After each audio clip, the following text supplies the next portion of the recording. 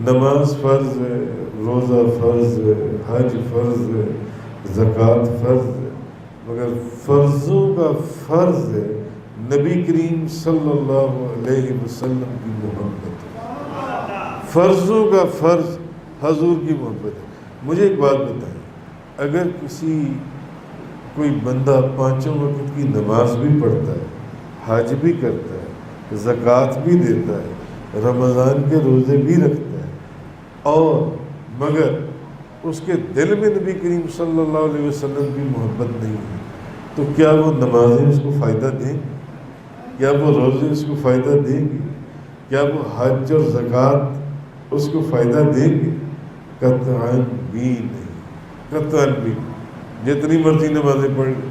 تو اگر کوئی بندہ بے وقوف وہ قادیانیوں سے ہاتھ ملانے کے لیے اور قادیانیوں کی فیور میں یہ کہتے کہ قرآن تو یہ بھی پڑھتے ہیں، حدیثیں یہ بھی پڑھتے ہیں، اور نمازیں تو یہ بھی پڑھتے ہیں، جی مجھے بتائیے وہ ان کی نمازوں کو ثابت کرتے کرتے کیا اس کی اپنی نمازیں قبول ہیں؟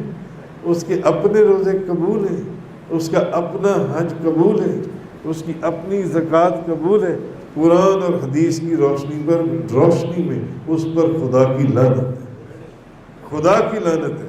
جو نبی کریم صلی اللہ علیہ وسلم کے دشمنوں کو جان سے وہ نبی کریم وہ نجات یافتہ لوگوں کی فہرست میں داخل کرنا چاہتا ہے کہ دیکھو جی یہ بھی تو نماز پڑھتے ہیں، یہ بھی تو قرآن پڑھتے ہیں، یہ بھی تو عبادت کرتے ہیں، ہم بھی عبادت کرتے ہیں۔ ہاں عبادت تو ابلیس نے بھی بڑی کی تھی، عبادت تو ابلیس نے بھی بڑی کی تھی، تو اس کی عبادت اور اس کے سجدے کام آ گئے؟ ہاں اس نے تو کائنات کے چپے چپے کے پر سجدہ کیا تھا اللہ کو، ہاں کیا اس کے ان سجدوں نے اس کو کام دے دیا؟ اصل چیز نبی کریم صلی اللہ علیہ وسلم کی محبت ہے۔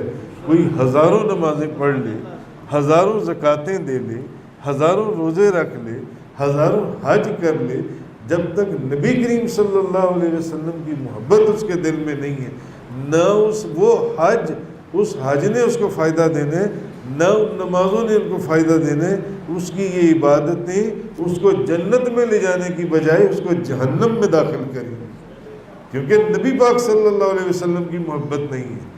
حضور کے دشمنوں سے ہاتھ ملاتا ہے، حضور کے دشمنوں سے وہ حضور کے دشمنوں پر محبت کی نظر ڈالتا ہے، حضور کے دشمنوں کو، حضور کے دشمنوں کی عبادتوں کو حضور کے عاشقوں اور حضور کے غلاموں کی عبادتوں سے تشبیہ دیتا ہے۔